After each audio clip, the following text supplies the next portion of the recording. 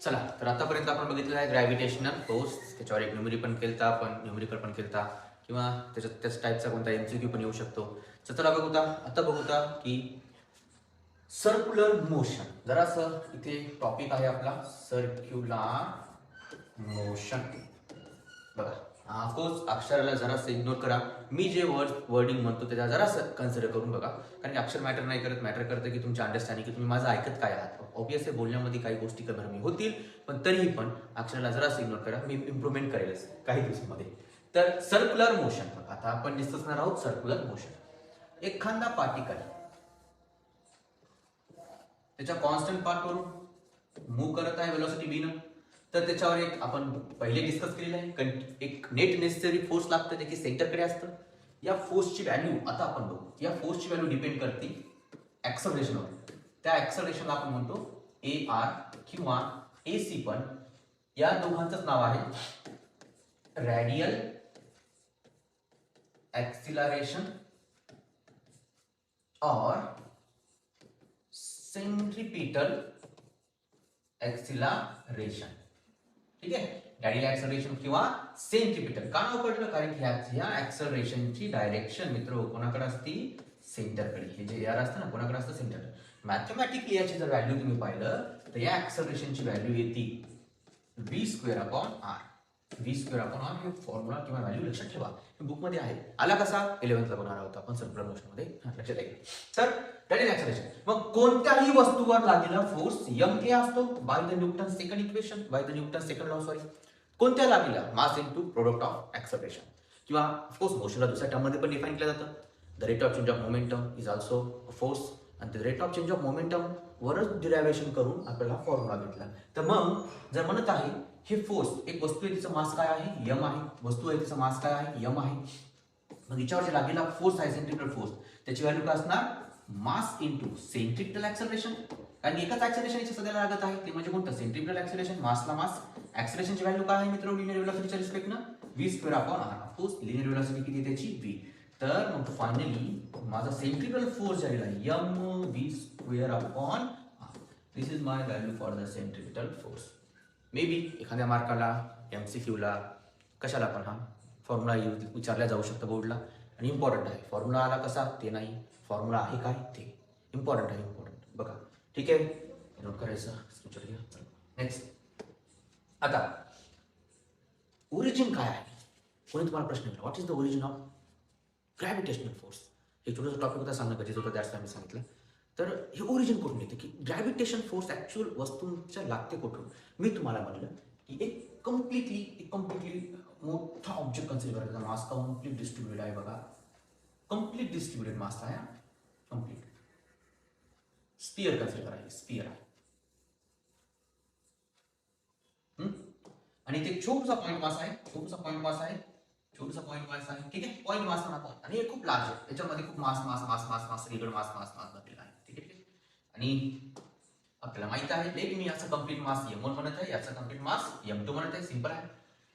तर जे gravitational force MG लागते Gm1m2/r². मित्र हो, हे r मी घेऊ कुठून, प्रश्न पडला. हे r घ्यायचा कुठून, अरे याचं तर पॉइंट मास आहे, तर कुठूनही घ्या यार. बर जसं या सरफेस पासून मी r डिस्टन्स मोजू का, या मास पासून मोजू का, कोणत्या पॉइंटवर मोजतो. याचं उत्तर आहे, जी ग्रॅव्हिटेशन फोर्स ओरिजिनेट होते हे सेंटर ऑफ मास पासून ओरिजिनेट होते. म्हणजे मास कुठलं कसं करायचं आपल्या ऑब्जेक्टच्या, centre of mass. What is centre of mass, very nice. बघा आता याचं उत्तर काढू आपण. सेंटर ऑफ मास काय, जरा इथे स्लाइडला व्यवस्थित बघा. Centre of mass, what is centre of मास, बघा. दी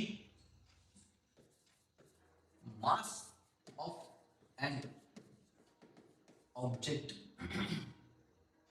is considered in a single point inside or outside the object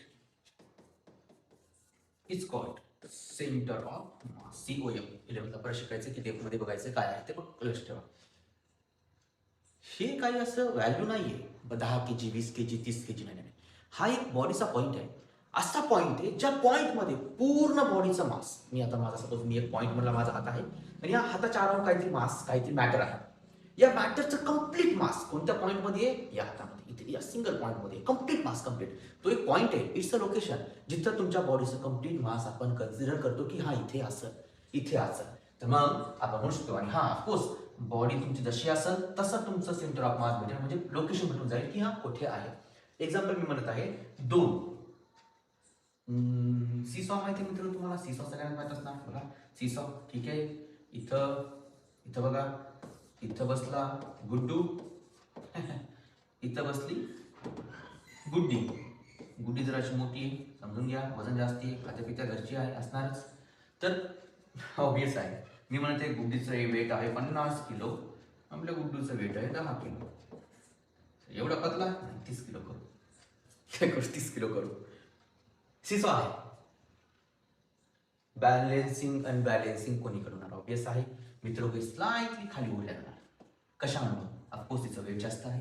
weight जास्त आहे याचा अर्थ असतो इथे एक पॉईंट आहे बघा, हे जे बॅलन्स करायला दोघे ना, तर हे जे पॉईंट ही जी लोकेशन आहे ना, ही देते या कम्प्लीट दोघांचं ॲज एक मास सिस्टम कन्सिडर केलं.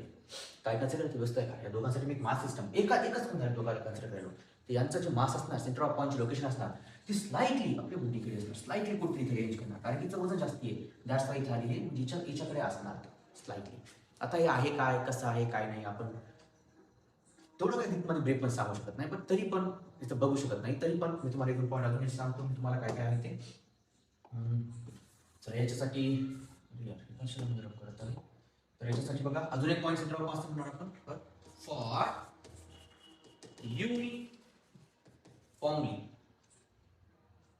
युनिफॉर्मली डेन्सर ऑब्जेक्ट म्हणजे ज्याची डेन्सिटी काय आहे, डेन्सिटी रो काय आहे, कॉन्स्टंट आहे ऑब्जेक्टची, प्रत्येक मॅटर युनिफॉर्म डेन्सिटी आहे आणि जॉमेट्रिकल शेप. तर एक जॉमेट्रिकल शेप आहे, चांगलं जॉमेट्रिकल शेप म्हणजे की तुमचं म्हणू शकता तुम्ही ट्रायंगल आहे, क्वाड्रिलॅटरल आहे, एखादा स्पियर आहे, एखादी सिलेंडर आहे, एखादा कोणता पण अशा युनिफॉर्म ज्याची डेन्सिटी युनिफॉर्म आहे, मास डिस्ट्रीब्युशन युनिफॉर्म आहे दिलेल्या व्हॉल्यूम मध्ये, त्याला म्हणतात युनिफॉर्म डेन्सिटी. तर अशा या सगळ्या शेप्सचा, सगळ्या या आकारांचा जे सेंटर ऑफ मास असतं COM, हे त्यांच्या जॉमेट्रिकल सेंटरवर असतो. सेंटरवर म्हणजे याचा सेंटर हा, याचा सेंटर हा, याचा सेंटर हा, याचा सेंटर हा, जॉमेट्रिकल सेंटरवर असतो त्यांचा सेंटर ऑफ मासची लोकेशन. दॅट्स वाय आपण अर्थकडे ओढल्या जातो. मी जर उडी मारली तर ऑफकोर्स खाली पडणार. तर मी कोणीकडे ओढल्या जातो? वरच्या सेंटरकडे. मी वरच्या सरफेसवर आहे, माझ्या फोर्स लागायला फोर्स आहे तुझ्यात, ग्रॅव्हिटेशन फोर्स आहे माझ्यावरती, आणि तेवढाच माझी पण बॉडी अर्थवर सेम फोर्स लावायली, but due to huge mass of the earth मी तिच्याकडे ओढल्या चाललो. हेच डिफरन्स आहे, जेवढं जास्त मास तेवढा जास्त gravitational force.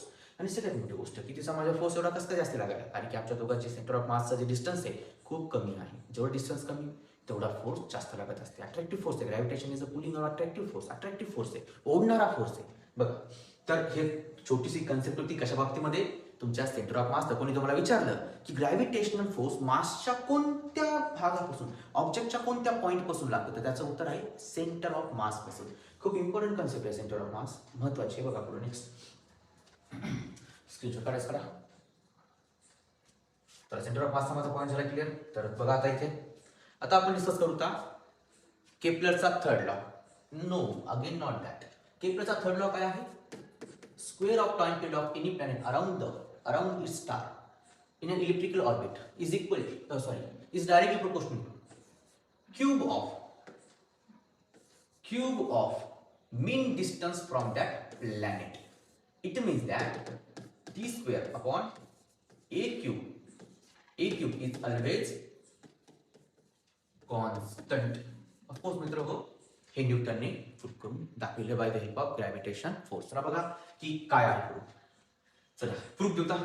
I don't know, 3 मार्कासाठी येऊ शकतं किंवा तुम्हाला विचारायला येऊ शकतं की explain or give the proof of Kepler's third law by Newton's gravitational law. 3 मार्कासाठी मी काय म्हणणार, let consider a planet of mass small m rotating about revolving a sun, revolving around its star of mass capital M and radius of orbit be मी A म्हणत आहे. That is me आता radius of orbit याच्यामुळे म्हटलं की consider करा की ते सर्क्युलरच आहे असं कन्सिडर करू शकतो आपण, कारण की मीन डिस्टन्स ऑलवेज कॉन्स्टंट असतं आणि एखादा ऑब्जेक्ट जर मीन डिस्टन्सने एखाद्या वस्तूसमोर फिरत असेल, भले ते इलेक्ट्रिकल पाथ आहे पण आपण काय करतोय मीन डिस्टन्स चेंज होणं म्हणजे ऑटोमॅटिकली ती कोणती पाथ पाहिजे, सर्क्युलर पाथ म्हणू शकतो आपण. पण मीन डिस्टन्स साठी आहे तर मग यालाच म्हणू शकतो तुम्ही ब्रॅकेटमध्ये इलिप्सचं काय आहे हे मीन डिस्टन्स आहे. ऑर्बिटची रेडियस झाली पण इलिप्सची काय झालं मीन डिस्टन्स झालं, कारण इलेक्ट्रिकल ऑर्बिट मध्ये फिरत आहे ना ऑब्जेक्ट. चला बघा म्हणजे असं हे कॅपिटल एम आहे, याच्या अराउंडला आपला एक प्लॅनेट ज्याचा मास स्मॉल एम आहे फिरत आहे आणि त्याचा टी हे टाइम पिरियड आहे. आपण काय म्हणणार T is the time period of planet. T काय आहे टाइम पिरियड आहे प्लॅनेटचा. आता हे रेडियस आर न फिरत आहे. अजून कन्सिडर करा लेट बी बी दी काय velocity of planet around the सनच्या अराउंड व्ही वेलोसिटी फिरत आहे, लिनियर वेलोसिटी व्ही आहे त्याची कन्सिडर करा है ना. तर मग टाइम पिरियड डिफाइन होऊ शकतं त्याच्या रिस्पेक्ट ना कसं होऊ शकतं काय वेलोसिटी इज इक्वल्स टू 2 पाय आर रेडियस आर नाही इथे ऑर्बिटची रेडियस ए 2 पाय ए अपॉन टाइम पिरियड टी. तिच्या याला फिरत आहे ते तिच्या रेडियसची व्हॅल्यू मी ए कन्सिडर केली आहे. रेडियस ऑफ द प्लॅनेट बी म्हणलं तर आर इज इक्वल्स टू ते फिरत आहे टाइम पिरियड टी. तर वेलोसिटी किती असणार त्याची 2 पाय ए अपॉन टी. लेट याला इक्वेशन फर्स्ट कन्सिडर करा, याला इक्वेशन फर्स्ट म्हणा ठीक आहे. मग आपल्याला माहिती आहे जर हे गोल फिरत आहे त्याच्यावर फोर्स लागायला अरे 100% लागणारच. बघा काय म्हणणार आपण it is in circular motion then it has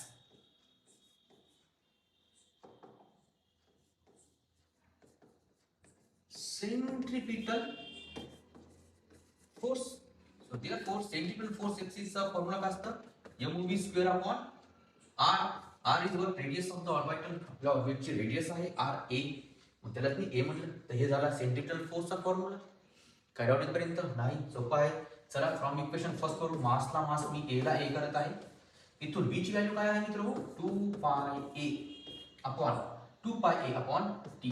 2 पाय ए अपॉन टी बी चा स्क्वेअर. ही व्हॅल्यू करून घेतली फ्रॉम फर्स्ट. करून घेतली फ्रॉम फर्स्ट. इथपर्यंत समजलं. चला जस्ट शॉर्ट. नेक्स्ट फायनली जे सेंट्रिपिटल फोर्स इथे आलेला आहे m 2 पाय r होता ना 2 पाय r चा स्क्वेअर r चा square into a square upon 2 पाय r म्हणजे a चा स्क्वेअर आणि खाली काय होती व्हॅल्यू a होती एक्स a. ठीक आहे इथपर्यंत आलेलं आहे इक्वेशन आपलं. बघा नेक्स्ट थिंग आता आणि ऑफकोर्स राहिली एक व्हॅल्यू आहे ना तर v ची व्हॅल्यू अपॉन t तर t चा स्क्वेअर अपॉन t चा स्क्वेअर इनटू का t स्क्वेअर बरोबर राईट सर टी स्क्वेअर ए ला एक कटला इथून एक कटला एक कटला. फायनली एफसी जे आलेला आहे काय आलेला आहे m 4 pi square upon T square. याला इक्वेशन सेकंड व्यवस्थित आहे का याला इक्वेशन सेकंड. याच्यावर बघा आता जर दोन मासेस एकमेकांपासून काही डिस्टन्सवर आहेत तर त्यांच्यामध्ये काय लागतो ग्रॅव्हिटेशन फोर्स. ऑब्वियस आहे लागलाच आहे ग्रॅव्हिटेशन फोर्स. बघूता gravitational force between two masses is given by Fg is equals to G M capital M upon R square. R square is nothing but काय तुमची सॉरी इथं ए राहिला ना होत असतं इथं ए बाकी आहे एक एकटला दोन एक मधून एक ए उरायला येते हा अपॉन हे ठीक आहे बघा आता व्यवस्था आहे का तर आपण इथे एक स्टेटमेंट डिफाइन करणार आहोत काय असणार हे जे ग्रॅव्हिटेशन फोर्स दोन वस्तूमध्ये लागत आहे ना हे ग्रॅव्हिटेशन फोर्सच प्रोव्हाइड करत आहे सेंट्रिपिटल फोर्स म्हणजे या ग्रॅव्हिटेशन फोर्समुळेच कोणाला सेंट्रिपिटल फोर्स दॅट्स वाय ती वस्तू बरोबर फिरायली नाही समजलं लेट कर पहिले वस्तू दूर दूर दूर होत्या आता अचानक जसं एकदम क्लोज आल्या जसं क्लोज आल्या तर एक खूप मोशनमध्ये आली ती वस्तू मोशनमध्ये आली ती आली कोणामुळे ग्रॅव्हिटेशन फोर्समुळे जशी मोशनमध्ये आली ती वस्तू मोशनमध्ये आल्यामुळे दोघांमध्ये एक फोर्स क्रिएट झाला अजून एक कोणता सेंट्रिपिटल फोर्स याची जी मॅग्निट्यूड व्हॅल्यू असणार ना ती इक्वल असणार कोणामुळे या ग्रॅव्हिटेशन फोर्समुळे कारण की एकमेकांकडे ओढल्या पण जाईन झाल्या त्या रेटनं आणि ऑफकोर्स एकमेकांपासून दूर पण जाईन एकमेकांवर बांधून आहेत तर बांधून याच्यामुळे त्याच्यावर कंटिन्युअसली ग्रॅव्हिटेशन फोर्स लागायला दूर जाऊ नये म्हणून आणि ऑफकोर्स जवळच्या मुळे चार राऊंड काय लागत आहे सेंट्रिपिटल फोर्स लागायला आहे त्याच्यामुळे ते कंटिन्यू मोशनमध्ये आहे तर इथे आपण म्हणू शकतो की Fc is equals to mg कशामुळे इथे एक स्टेटमेंट लिहा centripetal force is provided by gravitational म्हणून from second and third from second and third आपण सेकंड आणि थर्ड इक्वेशन काय घेऊ शकतो या दोघांच्या व्हॅल्यू घेऊ शकतो Fc is equals to mg Fc is equals to sorry Fg ची व्हॅल्यू काय आहे Fg ची व्हॅल्यू ही आली आहे Fg ची value small m 4 pi square upon a upon काय मित्रो T square is equals to Fg ची व्हॅल्यू काय आली g small m capital M upon a square upon काय a स्क्वेअर तर या टी स्क्वेअरला तिकडं या दोन मासेसला इकडे घेऊन या अपोज इथून स्मॉल मास एक स्मॉल मास टाकून चालला या ए ला इकडे मी कशामध्ये आणतो गुणाकारास इकडे याला भागाकारामध्ये दॅट इज या दोघांना भागाकारात म्हणजे याला मल्टिप्लाय मध्ये आलं आणि ऑफकोर्स से डिवाइडचं टी स्क्वेअर तिकडं मल्टिप्लाय मध्ये गेलं सिंपल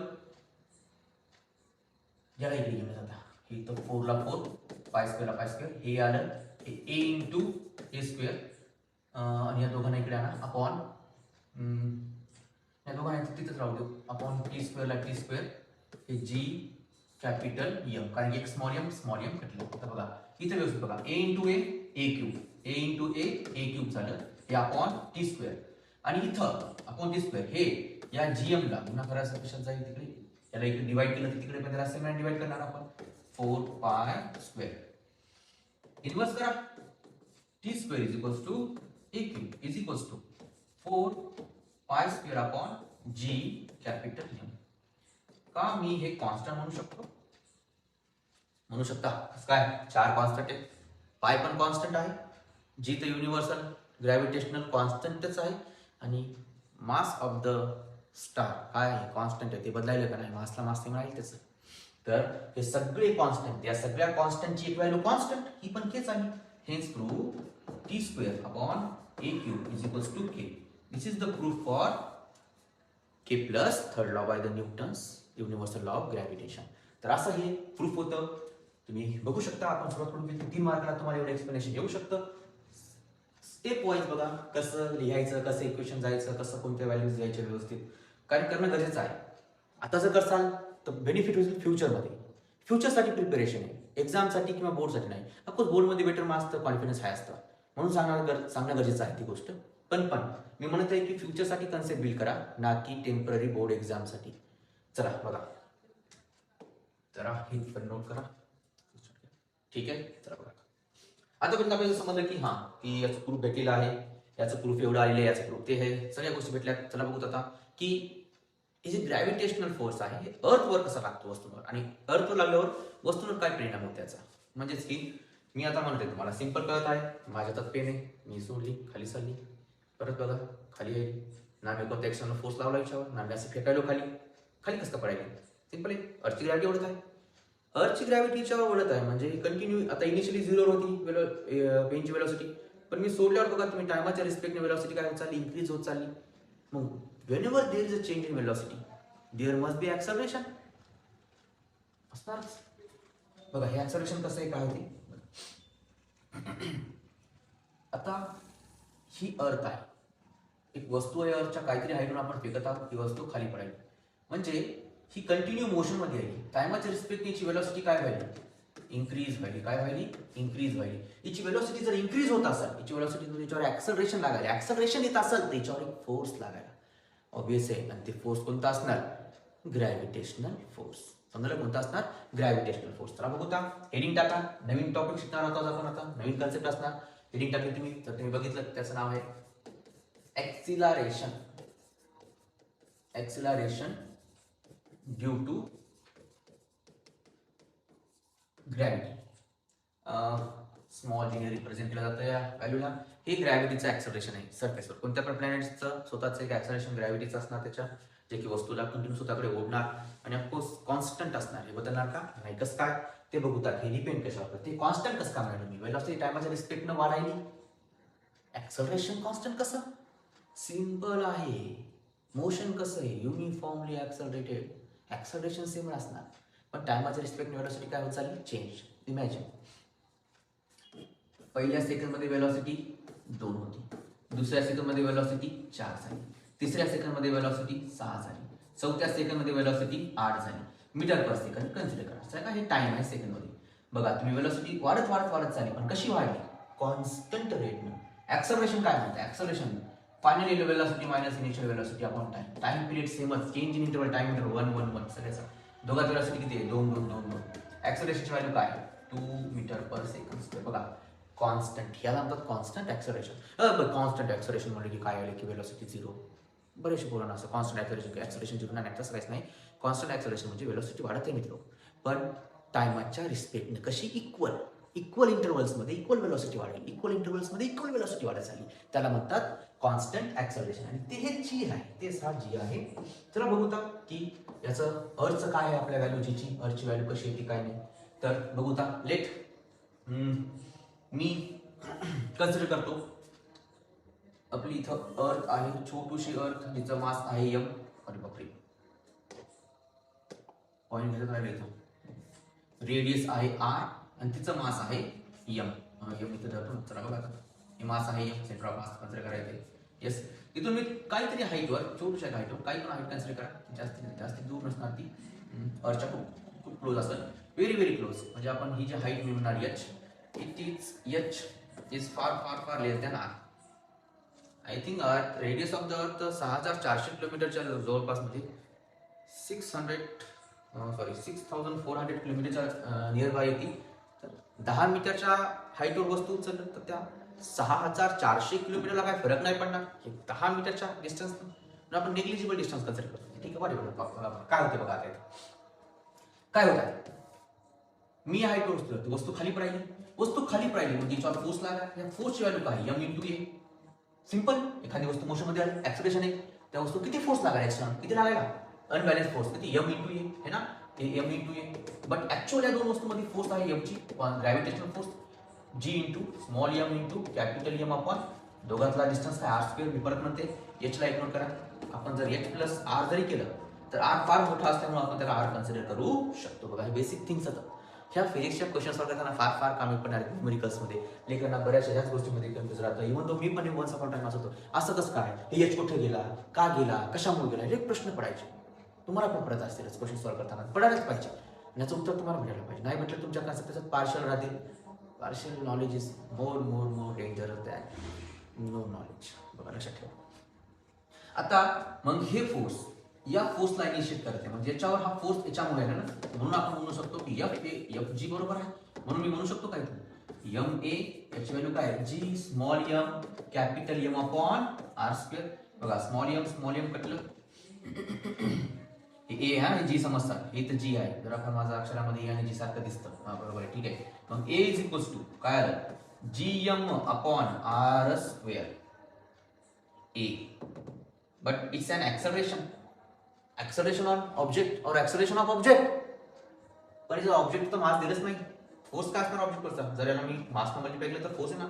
म्हणजे मी हे म्हणणार हे जे ए आहे, ए is directly proportional to,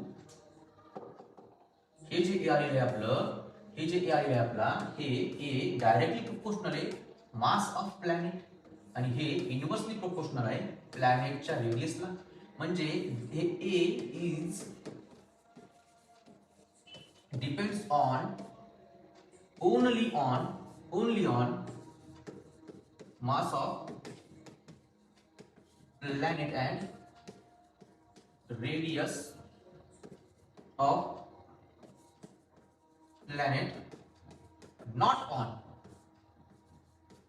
mass of object. हा, तर मी परत सांगतो, ही कंडिशन कवासाठी घ्यायला आपण सरफेस पासून फार कमी हाईटवर आहे त्यासाठी. मग तुम्ही जर हाईट पासून वर जात असाल ना तर व्हॅल्यूवर फरक पडतो, खूप फरक पडतो. हे नंतर बघूया. बघा मग देअरफॉर हे आता प्लॅनेटचं ऍक्सलरेशन आहे, तर मग याला ए न म्हणता आपण म्हणलो G. G means gravitational acceleration due to planet. मग याची व्हॅल्यू काय आली? G M upon R square. Define G sir, define G. G कसं डिफाइन करता येईल? Of course the acceleration of gravity is the acceleration produced by the gravity on object. सांगायचं तुम्हाला the acceleration,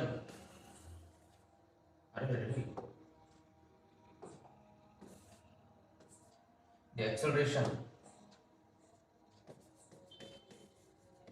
produced by gravity on the object when it is in free fall is called acceleration due to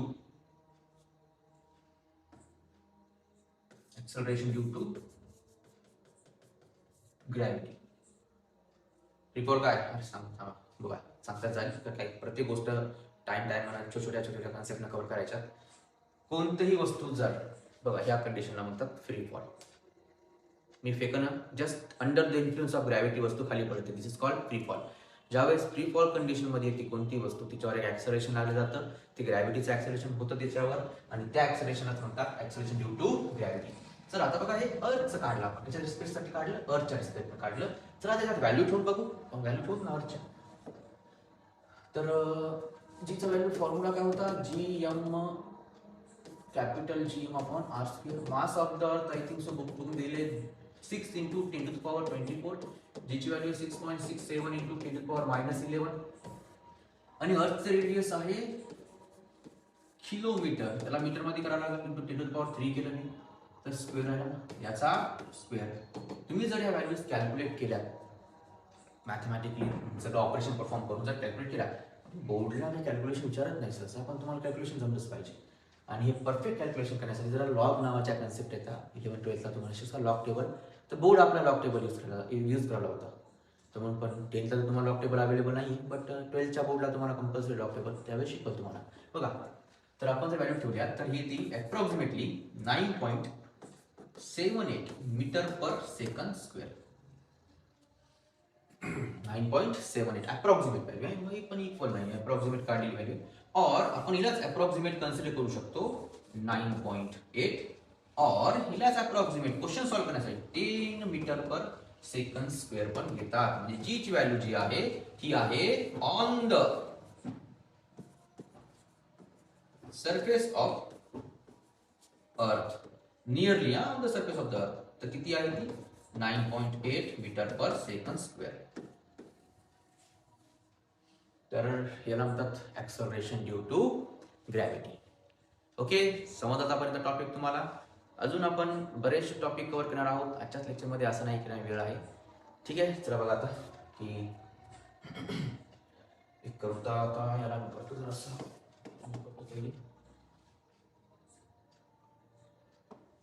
चल आता आपण check करूता variation in value of G.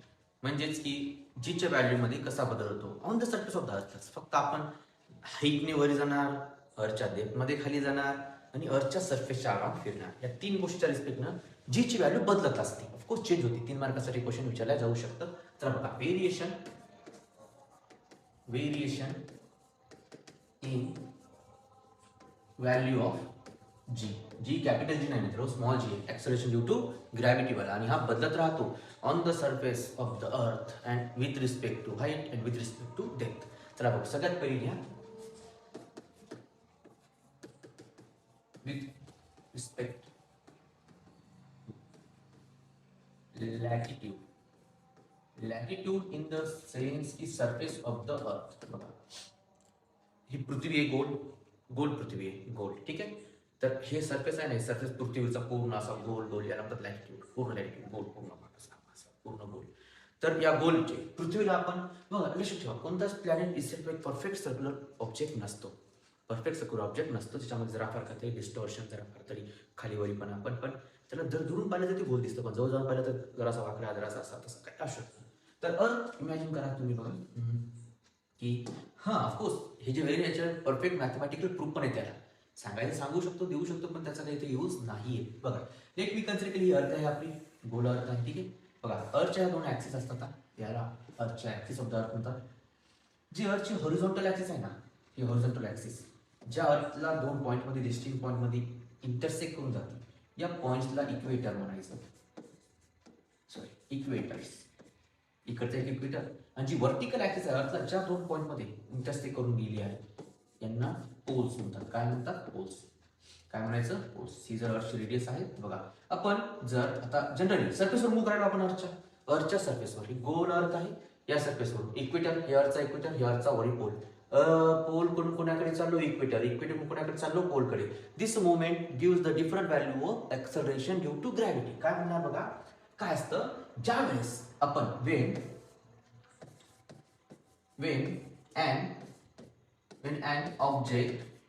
when an object goes from equator to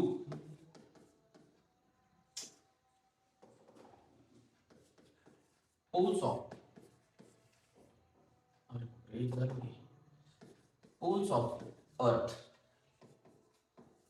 then the acceleration due to gravity. बघा, आपला object कोणीकडे चालला? Equator कडून कोणाकडे? पोल्सकडे. Then the acceleration due to gravity increases. म्हणजे जर हे इक्वेटर आहे अर्थचा, इक्वेटर कडून आपण पोलकडे चाललो, तर जी काही तुमची जी ची व्हॅल्यू असणार, ती काय होणार? इन्क्रीज होणार. म्हणजे तुम्हाला जी ची व्हॅल्यू जास्त भेटणार. बी आपण म्हणू शकतो, जी जी असते इथं, जी ऍट पोल हे मिनिमम असतं. सॉरी, इक्वेटर हे मिनिमम आहे, याची व्हॅल्यू काय आहे? मिनिमम. म्हणजे मी अप्रॉक्सिमेट कन्सिडर करायला, हे एक्झॅक्ट नाही, पण कन्सिडर करा की 9.7 असेल. पण तुम्ही कोणाकडून कोणीकडे आलात? इक्वेटर कडून कोणाकडे आलात? पोलवर जी ची व्हॅल्यू काय असती? मॅक्झिमम. काय असती? मॅक्झिमम. लेट मी इथं कन्सिडर करायलो 9.8 समथिंग. म्हणजे बघा, मॅक्स व्हॅल्यू इथे. कमी कुठं आहे? इक्वेटरवर. मॅक्स व्हॅल्यू इथे पोलवर आहे. तर मग इथे कन्सेप्ट समजले. The weight of the object is maximum at hashtag note टाकायचं. Weight of object is maximum at pole. MCQ येऊ शकतं, नोट करायचं. ऑफकोर्स 12th ला पण आलेलं होतं एकदा एक्झाम, बघा माहिती नाही, थोडं नाही येऊन जातात त्याच्यावर MCQs वगैरे असे. बोर्डला कधी विचारलं नाही, पण यावेळेस विचारलेलं कन्सेप्ट आहे की वस्तूचं वेट, कोणत्याही ऑब्जेक्टचं वेट मॅक्झिमम कुठे असेल? What is weight? पुढं काय असेल? कुठे मॅक्झिमम असेल? इथे. म्हणून आपण म्हणू शकणार की या इक्वेट बरोबर जे काही वेट असतं, डब्ल्यू सेन्स की वेट. मित्र, वेट काय भेटणार? सर्वात कमी. पण तेच डब्ल्यू कोणासाठी? पोलसाठी. इथं पडतो. वेट काय असणार? मॅक्झिमम असणार. काय असणार? मॅक्झिमम. म्हणून जर तुम्हाला तुमचं वजन जास्त दाखवायचं असेल तर पोलवर जाऊन मोजा, आणि कमी दाखवायचं असेल इक्वेटर जाऊन मोजा. मुलींसाठी चांगली कन्सेप्ट आहे बघा, वजन कमी दाखवण्याची. चला नोट करा, स्क्रीनशॉट घ्या. नेक्स्ट, हा तर हे बदल आहे कशाचा, व्हेरिएशन इन व्हॅल्यू ऑफ जीचा, म्हणजे जीच्या व्हॅल्यूचा. ऑफकोर्स तुम्ही उलट सांगू शकता, पोल कडून इक्वेटर जाताना काय होणार, pole to equator, pole to equator जी काही तुमचा जी असणार तो काय होणार सर, डिक्रीज होणार. काय होणार, डिक्रीज होणार. जीची व्हॅल्यू कमी होत जाईल इकडे जाताना. सिंपल त्याच्या उलट असं म्हणा, कसं म्हणा, आपण सांगायचंच पॉईंट एक्सप्लेनेशन चांगलं दिलं पाहिजे. त्याला स्टार्ट करतो. नेक्स्ट आहे with respect to height.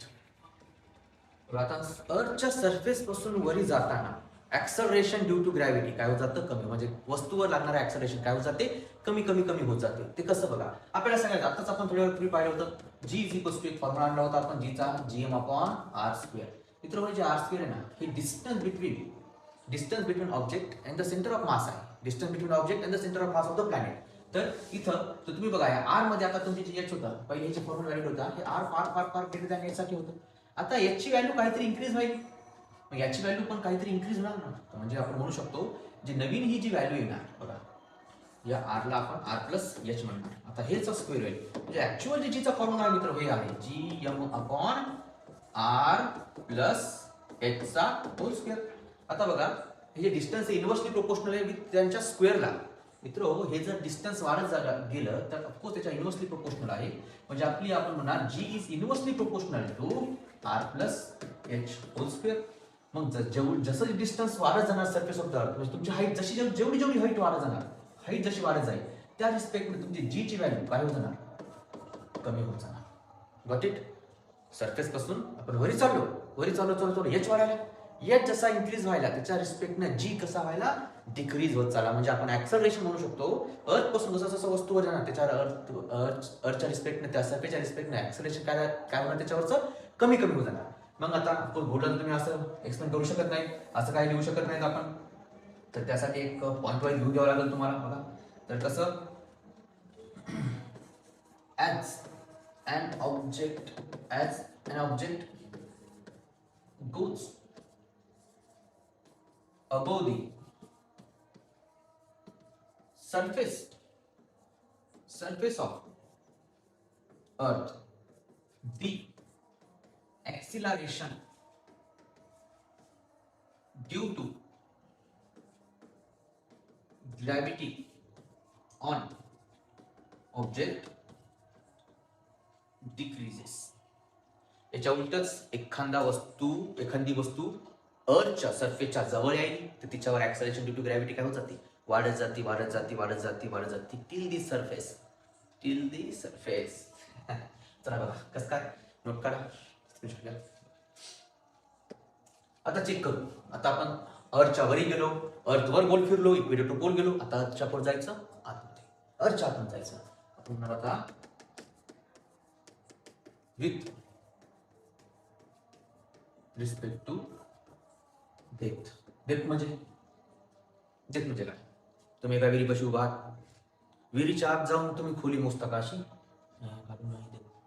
Depth कशी मोजायची, कुठून पण आपण वरून खाली पाहिजे, वरून डिस्टन्स खाली मेजर करतो. ज्यावेळेस वरून डिस्टन्स खाली मेजर करतो दिस इज कॉल्ड डेप्थ. खालून जो डिस्टन्स आपण वरी बघतो ती आपण काय बघतो, हाईट. तर आता इथे बघा, ही अर्थ आहे, इथं मी अर्थचा सेंटर घेतला, इथून ती रेडियस आहे आर. आता मी अर्थला खोदत इथपर्यंत आलो. सपोज मी डी डिस्टन्स लोक आलो, कुठून, अर्थच्या सरफेस पासून कुठपर्यंत आलो आपण, डी डिस्टन्स पर्यंत. तर डेप्थ कोणती, डी का, डी डिस्टन्स का ही लेंथ, सर ही length, R minus D, it is called depth. ही आहे डेप्थ, हिला माहिती डेप्थ. बरंचसं कॅल्क्युलेशन मध्ये बोर करताना चुकीचं घेतात, ते चुकीचं. ऑफकोर्स त्याचा डिरायव्हेशनल प्रॉब्लेम पण आहे, मी सांगेन एक लेक्चर मी सेपरेट त्याच्या डिरायव्हेशनवर बनवलं, जे की 10वीसाठी सपोर्टिव्ह असेल, जे की 11th मध्ये कामी पण पडेल. बघा तर सध्याला बघता मला सांगा, मी जर एक इमॅजिन करा फक्त, हे कम्प्लीट अर्थ आहे.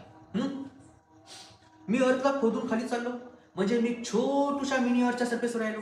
Got it. समजा ही गोष्ट नाही. बघा मी काय म्हणते, मी अर्थला खोदलं, एवढा मास मी अर्थचं कव्हर करून, पूर्ण मास मी अर्थचं कव्हर करून कुठं आलो, खाली आलो. म्हणजे मी हा सरफेस आलो होता अर्चच्या, इथे प्लेन असणार काहीतरी, म्हणजे माझ्यासाठी हा सरफेस रिमूव्ह झाला ना. आता मी कोणत्या भागावर आलो? फक्त या छोट्या, मी आता या छोट्याशा भागावर आलो बघा. आता मी एवढीच माझ्यासाठी अर्ज आहे आणि मी इथे उभा आहे, आपण इथे उभा आहोत. पहिले आपण कुठं होतो? या हाईट लोक होतो, अर्चच्या या हाईट लोक, अर्चच्या या हाईट लोक होतो. बट आता आपला हे पूर्ण, हा जे पूर्ण पोर्शन आहे अर्चचा, हा जे पूर्ण पोर्शन आहे, हा पूर्ण हा नाही आपल्यासाठी, हे मास व्हॅलिड करत नाही. आणि आपण जर कन्सिडर केलं अर्थ ही युनिफॉर्मली डिस्ट्रीब्युटेड अर्थचं पूर्ण मास, तर आपण बघू शकतो जसं जसं आपण अर्थच्या खोली येतो जाणार, जसं जसं खोल जाणार, आपण अर्थला छोटं छोटं करत जाणार, छोटं छोटं करत जाणार, छोटं छोटं करत जाणार. इथं कन्सिडर करा बघा, अर्थचं कम्प्लीट मास ही पूर्ण असताना मी एम कन्सिडर करतो. जेव्हा अर्थ आपण खोदून एवढं डिस्टन्स आलो तेव्हा मास काय होणार? मी होणार M1. अजून आपण खोदून इथपर्यंत आलो तर अजून मास काय होणार? M2. मला सांगा कोणता मास मोठा आहे? सर M1 मोठा आहे, नंतर कोण आहे? M मोठा, नंतर M1, नंतर कोण? तुमचा M2. कळाले? आपण अर्थच्या मासला कमी कमी करत चालू, म्हणजे अर्थच्या मासच्या आपण कमी कमी होत चालू, म्हणजे खाली चालू अर्थच्या त्या रिस्पेक्टनं. आजूबाजूचा मास मॅटर करून आपला सेंटर ऑफ मास बघा अर्थचा. तर आपल्याला ऑलरेडीच फॉर्म्युला माहिती, G is equals to GM upon R², GM upon R². आणि ॲज युजल तुम्ही बघा, दोघांचा डिस्टन्स कमी करायला, दोघांतलं डिस्टन्स कमी करायचं, म्हणजे तुमची जीची व्हॅल्यू वाढायला पाहिजे, डिस्टन्स कमी व्हायला, आर डिस्टन्स कमी होत चालेल. पण त्याच्या रिस्पेक्टनं काय कमी व्हायला मित्र? मास कमी व्हायली. तर डॉमिनंटली मास आहे तुमचं, तर आपण म्हणणार G is directly proportional to M.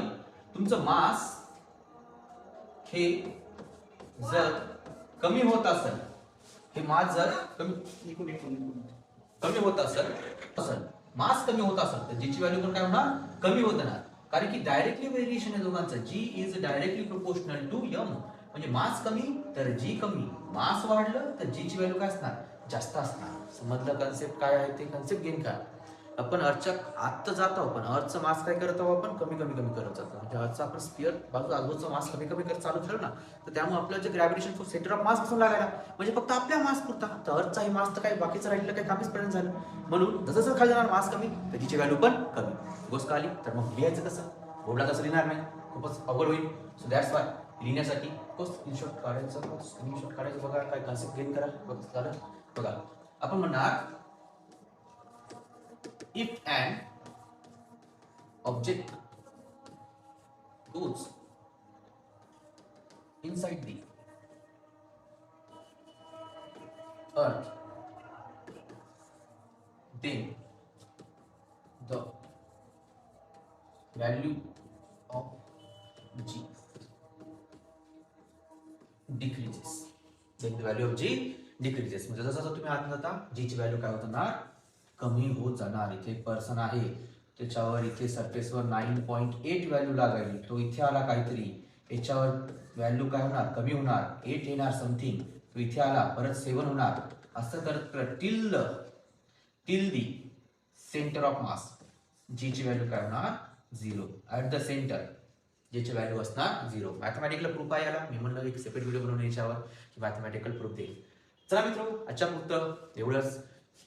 याच्या पुढचा जे काय पोर्शन असेल ते पार्ट 3 मध्ये येईल आणि ते चॅप्टरचा लास्ट पार्ट असेल आणि लास्टचा कोर्सचा असेल त्याची एक्सरसाइज. तर ठीक आहे.